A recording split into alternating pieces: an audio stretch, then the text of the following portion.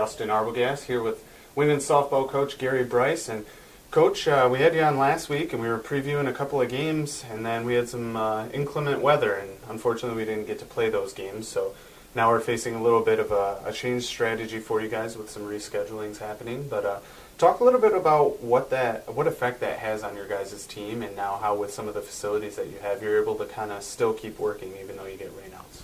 Well, one good thing is we're still undefeated in the league, so that's a good start. But anytime you get weathered out, you have to find dates during the week to make them up. And because these were road trips, that becomes a little more hard on the team because they have to miss a little more school and time away from things. But when you go to Florida and you play outside for 9 days and you come back and you're basically inside for almost 2 weeks and you haven't been outside yet, and that's really tough because nobody wants to come back inside and play. So we've tried to mix it up in practice, have some fun things to do, and not get too stale. But if this lasts much longer, it'll be like starting all over again. So it's really a detriment to a program like ours.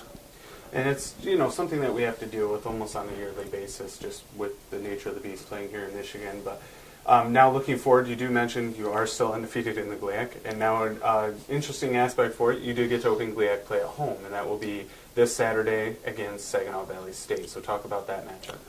Well, Saginaw is off to a rough start. I'm not sure what their record is for, maybe 4-10, and I could be wrong on that.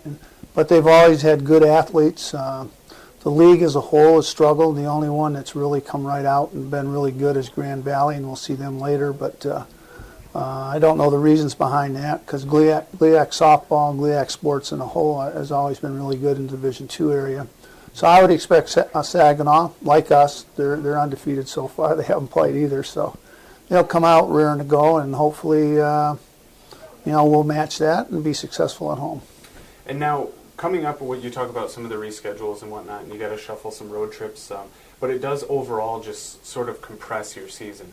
A few less off days, and now you maybe have to travel on a day you're not used to having to travel on, and things like that. But talk about overall as a pitching staff. I know it's not as big of a deal in softball where it would be baseball, but talk a little bit about how that does compress things where maybe you have back-to-back days of doubleheaders with your pitching staff. Well, again, in softball you can throw every day, but again, it goes down to how fit that pitcher is. And obviously, even if you played Friday, Saturday, Sunday, that's putting a lot of pressure on your number one, number two. And unfortunately for us, we lost one of our pitchers due to an injury. And so it does change the the atmosphere and what they're able to do, and you hope they're strong physically and they throw a decent game and give us an opportunity to be successful.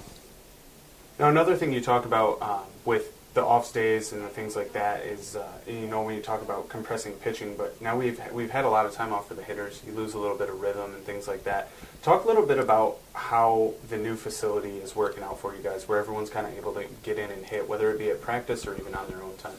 Well, obviously, the administration has given us a good indoor facility, and we have the 2 pitching, 2 hitting indoor tunnels for us, and especially pitching-wise, we've put dirt in where the pitching rubber is, so they're not throwing off a floor, and that's really helped our pitchers. But kids can come in anytime, put the pitching machines up.